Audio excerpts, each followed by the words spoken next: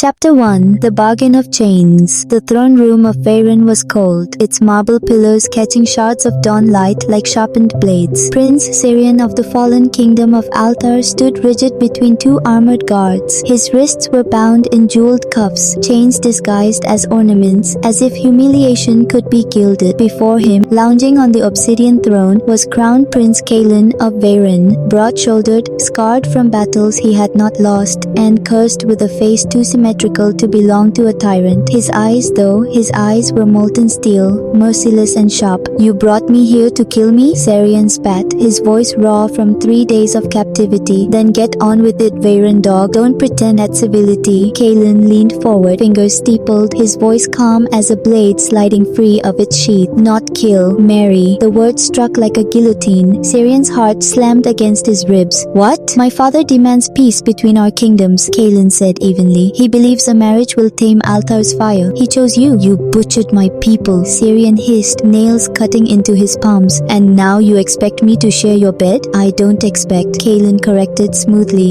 as he rose from the throne. He was tall, radiating controlled power with every step. "I command. Unless you'd rather rot in the dungeons while your brother continues his losing war. Your hand buys him his life." Rage scorched Syrian's throat. He wanted to claw at Kaelin's smug composure. Instead, he lifted his chin, voice trembling with venom. "You may chain my body, but you'll never chain my will. I'll never love you." Kaelin's eyes darkened, something dangerous flickering beneath the calm. He stopped a breath away, close enough for Syrian to feel his heat. "Good," he murmured. "I don't want your love, Prince, only your obedience." And as the king's voice thundered from the dais, "Prepare the binding rites. At dusk, Prince Syrian of Althar will become the bride of Veyron." Syrian clenched his jaw, swearing silently, "If I must marry my enemy, then I will burn him from within." Kaelin, watching with that unreadable gaze, seemed to vow the same. Chapter 2 The Wedding of Blades. The bells of Veyron tolled at dusk, not in joy but in grim triumph. The entire capital gathered beneath black banners trimmed with gold, eager to see the conquered prince shackled in silk. Syrian walked down the marble aisle like a man being led to execution. His ceremonial robe shimmered white and silver, a mockery of purity. The cuffs at his wrists were disguised as jeweled bangles, but he could feel the bite of chains beneath. Every step echoed, every whisper stung. On the dais, Kaelin waited. Dressed in deep crimson and black armor worked with gold, he looked like a warlord masquerading as a groom. His jaw was tight, his eyes unreadable as the high seer recited the ancient vows. When it came time for the binding, Kaelin took Syrian's hand.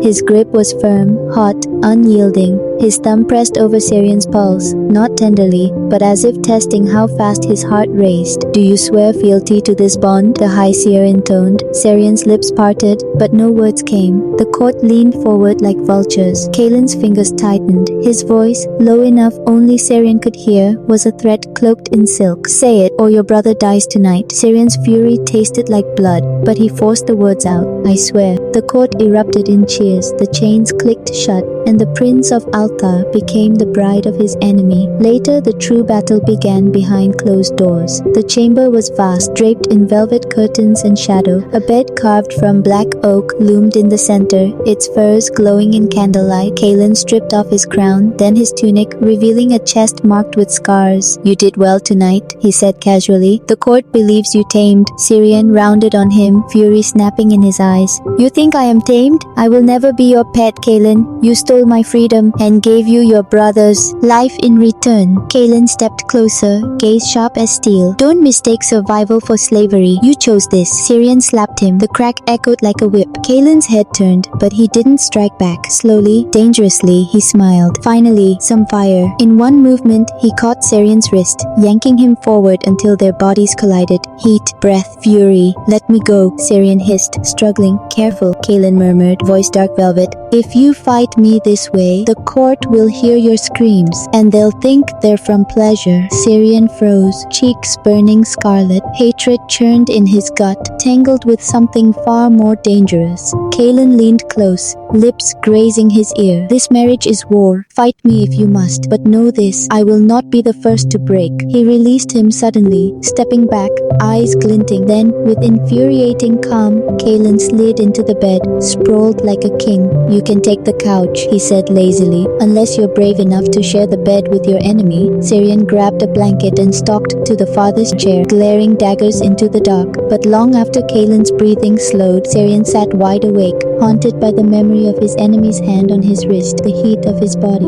and the realization that chains were not the only prison. Chapter 3. Sparks before the court. The next morning, Syrian was paraded through the palace like a prized hawk. Everywhere he walked, courtiers whispered, "The conquered prince, the unwilling bride, the foreign beauty tethered to our crown prince." He felt their stares burn against his skin. Some gazes were curious, others pitying, but most were gleeful, vultures circling the spectacle of his humiliation. Kaelin walked beside him in full regalia, posture perfect, stride confident. He didn't spare Syrian a glance, but the firm press of his hand at the small of Syrian's back made it clear. Play your role or I'll make you regret it. They entered the great hall for the morning council. Nobles rose, bowing, their eyes sharp with intrigue. The king sat at the high table, beaming like a man who had orchestrated a masterpiece. "Behold our union of peace," the king declared, gesturing to the two princes. "The blood of Althar now flows in Veyron's house." Murmurs spread, one voice cut through, mocking. "Peace?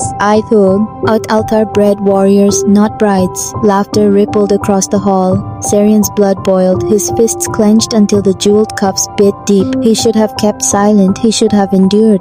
But instead he stepped forward, eyes blazing. "At least in Altar," he snapped. "We don't need to buy our victories with stolen grooms." The laughter died. Silence rang. Kaelin's head snapped toward him, eyes narrowing. A muscle ticked in his jaw. Across the hall, a tall duke, a young handsome man with smug eyes, rose from his seat. His lips curved in a slow, suggestive smile. "Fiery, I like that. If you tire of your Veyron husband, Altar Prince, my estate always welcomes spirited guests." Gasps rippled. The insult was clear, questioning Kaelin's control, coveting his unwilling consort. Syrian's pulse pounded. He opened his mouth to lash back, but Kaelin moved first. The crown prince stood slow and deliberate. His chair scraped like thunder. The hall froze. He crossed the distance to Syrian in 3 long strides, seized his chin, and forced his gaze upward. The hall watched, breathless. Kaelin's voice was a low growl meant for all to hear. "Careful, husband. You play with fire." The word husband sent a strange shock through Syrian's chest, half fury, half something hotter. Kaelin turned his head just enough that the entire court saw the brush of his lips against Syrian's temple. Not a kiss, just close enough to set whispers ablaze. The duke's smirk faltered. The court hummed with scandal. Syrian's cheeks burned crimson. His heart raced like a war drum, though whether from rage or humiliation he couldn't tell. He shoved Kaelin back, hard enough to draw gasps. "Do not touch me," Syrian hissed. "I belong to no one." The silence that followed was lethal. Kaelin's eyes burned into him, molten and dangerous. For one moment, Syrian thought he'd crossed a line too far, that Kaelin would strike him down before the entire court. Instead, Kaelin smiled, slow, sharp. "Then prove it, little flame," he murmured. He released Syrian and turned on his heel, striding from the hall without another word. The nobles broke into frantic whispers. The king rubbed his brow, half exasperated, half thrilled, and Syrian, trembling with fury, realized too late what Kaelin had done. He had staked a public claim.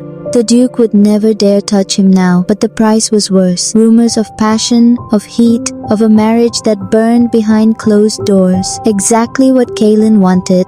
Chapter 4. Blades in the Dark. The moment their chamber doors slammed shut, Syrian whirled on Kaelin, fury blazing. "How dare you?" His voice cracked with rage. "How dare you humiliate me in front of your court? Press your mouth against me like I'm some harlot bought from a brothel." Kaelin stripped off his cloak and armor with infuriating calm. "Humiliate you?" he repeated, tone almost bored. "I just saved your skin. If I hadn't staked the claim, that duke would have cornered you tonight and whispered worse things into your ear." "I don't need your protection," Syrian spat. Kaelin's jaw tightened. He strode forward in 2 long steps until he loomed over Syrian, heat rolling off him like fire. You think you can spit venom at nobles and survive? You think they respect you because you bare your teeth? His hand shot out, seizing Syrian's jaw. You are alive because I make you untouchable. Syrian snarled, shoving at his chest. Kaelin barely budged. Let me go. No, the word was iron. Syrian's breath caught at the sheer force of it. Kaelin's grip was firm but not cruel, thumb brushing against his skin like a threat wrapped in intimacy. I am not your possession, Syrian hissed, eyes wild. Kaelin leaned in, their noses nearly touching. His voice dropped, rough and low. Then stop letting me act like it. Something in Syrian snapped. He twisted, wrenched free and swung a fist. The punch landed square against Kaelin's shoulder. Pain shot up his knuckles, but the satisfaction was worth it. Kaelin's eyes flared. He caught Syrian's next swing mid-air, twisted his arm and spun him until his back hit the wall with a thud. Syrian struggled, furious, breath ragged. Coward, you only win with chains and force. Fight me then, Kaelin growled, pinning his wrist above his head. His body pressed close, hard muscle trapping Syrian against cold stone. Stop talking. Prove you're fool.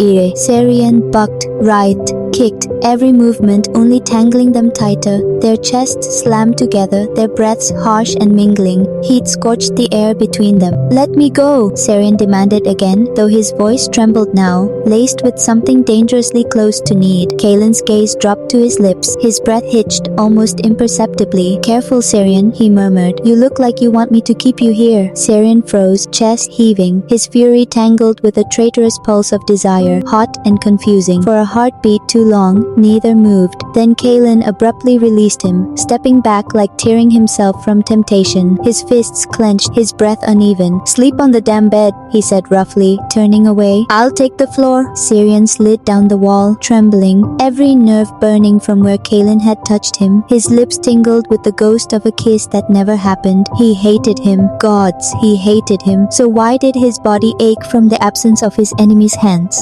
Chapter 5. Words not meant to be heard. The palace grew quieter at night, its endless halls echoing with whispers of torchlight. Sleep would not come to Syrian, not with the memory of Kaelin's hands still ghosting across his skin, the weight of his enemy's body pinning him to cold stone. So he wandered. Barefoot, silent, he drifted through the corridors like a restless shadow. His thoughts churned, a storm of rage and something worse, confusion. He hated Kaelin, hated him for every chain, every smirk, every stolen breath. So why did his heart still pound when he thought of that moment? Kaelin's gaze dropping to his lips, the tension crackling like lightning. Syrian shook the thought away. He turned a corner and froze. Voices. He pressed against the wall, half hidden behind a tapestry. Through the gap, he saw Kaelin in the war council chamber, speaking with his father, the king. He's reckless, Kaelin was saying, voice tight. He doesn't think before he lashes out. Today he nearly insulted the Duke into challenging me. I can't keep covering for him. Syrian's chest tightened. The king laughed, low and cruel, then bed him properly. An Omega's fire dies quickly once marked. Kaelin's jaw tensed. He's not an Omega, he's a prince, and he would sooner bite his own tongue than yield. Then break him,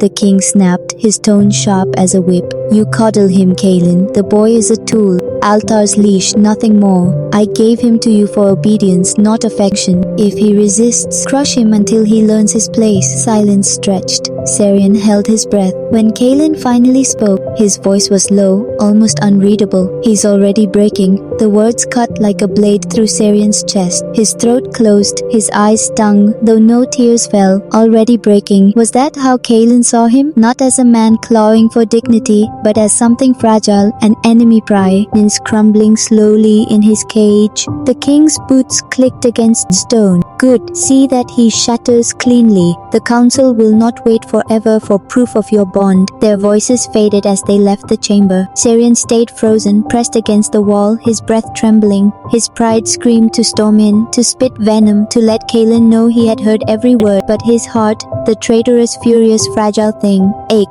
He returned to their shared chamber like a ghost, curling into the bed this time, too hollow even for anger. When Kaelin entered later, silent, Syrian pretended to sleep. He felt the prince pause at the bedside, felt the weight of his gaze linger, but Kaelin said nothing, and Syrian, with his back turned, clenched his jaw to keep from shattering.